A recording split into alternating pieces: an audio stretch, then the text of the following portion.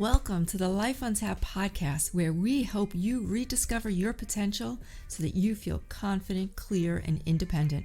Have you inadvertently put yourself last all these years by putting others first, only to wake up in your midlife and find yourself lost in the shuffle? Girl, I have so been there. Let me share with you the lessons I've learned to create a new direction to rediscover yourself. Together, let's go on a journey of mastering your potential, tapping into the power that already exists inside of you. We'll talk confidence, self-care, organization, health and well-being, money mindsets, financial hacks, and how to kick your limiting beliefs to the curb for good. We will find and establish your vision, get crystal clear on it. This is your blueprint, your life untapped. I'm your host, Fran Rivera, lifestyle consultant and certified health coach. I'm also the founder of the Life Untapped coaching system, where you can earn as you learn with our affiliate program. Check it out at thelifeuntapped.com and grab our free mini course, The Guilt-Free Balanced Life, while you are there. Are you ready for your blueprint? Let's dig in. Hey, welcome back. All right, I know the title of this episode probably just got you thinking like, oh, has she lost her mind? But stay with me here. Now, if you remember in my story in episode 1, I kind of give you a little bit of my history. I gave birth to 4 children within 3.8 years, y'all. A set of twins born 17 months after my first son. And then my last son was born when the oldest wasn't even old enough for pre-K. All right. So now you know why I could be a little crazy at times. But did I mention that for many of those years I was a single mom? So God certainly knew what he was doing when he blessed me. And I mean he blessed me with organizational skills. I was the queen of systems. It just came naturally to me. And if it doesn't come naturally to you, that's okay. That is why I'm here. It is just a skill to learn. So I need you to keep an open mind. It comes naturally to me. I didn't even know that this was something that people were looking for, but it's probably one of my, the most questions that I get. How can I organize my life? I'll give you a quick little story. Back when my kids were little and they'd go off to school on the bus, and then maybe if I invited like a mom back into my house for like a cup of coffee or something, they'd look around like, where are the breakfast dishes? Why is your kitchen clean? So another quick story, I used to work in Lower Manhattan, and my desk was like the first desk right where I guess this corridor was, this aisle where a lot of people had to pass. And a lot of times they were like, did Fran quit? Did she leave? Is she on vacation? Because my desk was neat when I left every day. So if I wasn't there, they saw it neat. And at the end of the day, if I left first, they saw it neat. Like, how you do anything in life is how you do everything. Okay. So getting back to routines and why that crazy title, you should run your home like a business. So I have a routine for like all the things. Now I'm not always 100%.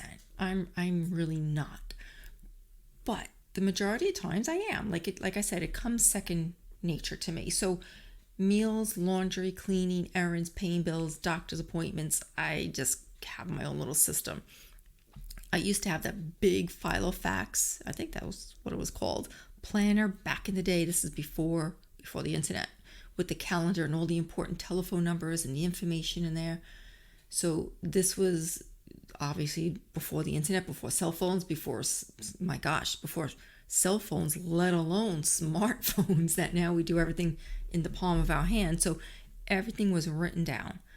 These systems of mine allowed me to keep my sanity and be the best mom that I could be. It wasn't until the years later that I heard the term run your home like a business, and it just clicked. That's what I was doing all along without even knowing it. Not a sexy idea, not a sexy subject, right? But it makes tons of sense if you have a lot on your plate that needs to get done. To me, a clear and organized environment was the foundation of peace. And if you've been following me for just about a hot minute, you know I prioritize peace. My filing system kept things exactly where I can find them if I needed them. I didn't spend my days worrying or running around in circles trying to find papers.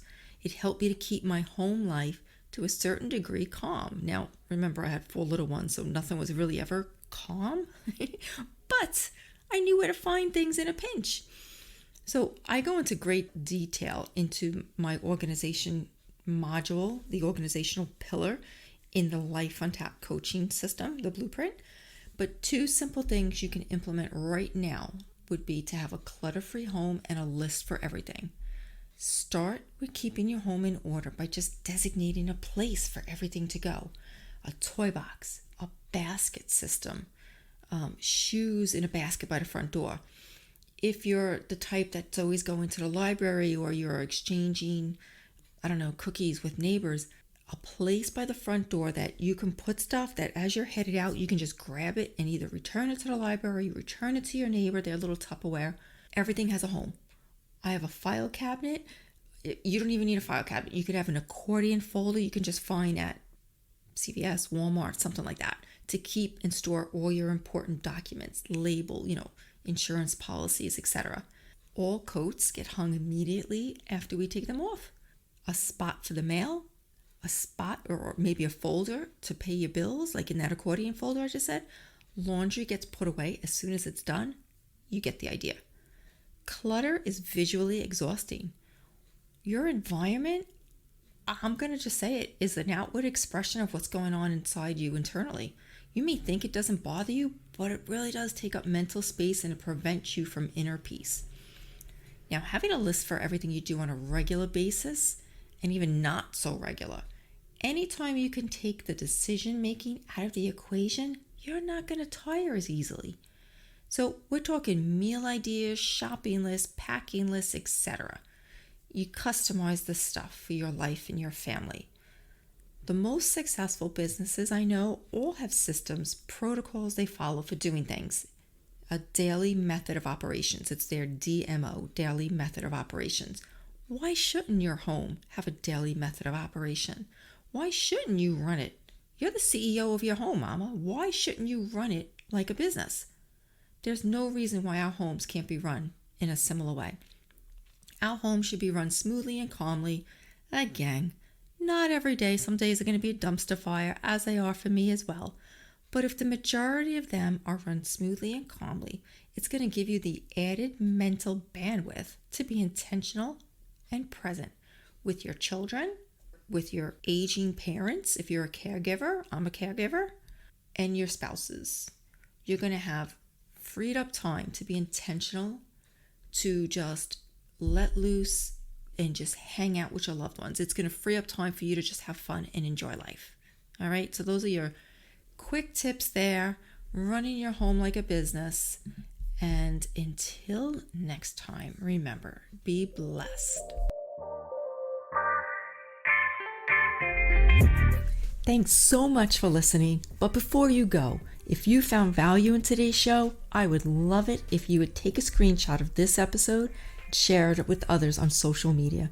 And be sure to hit that subscribe button and head on over to iTunes or wherever you listen to rate and leave a review. It is how we can empower, educate, and shift how others visualize their lives. Until next time, my friend, remember to live a life untapped. You are worth it.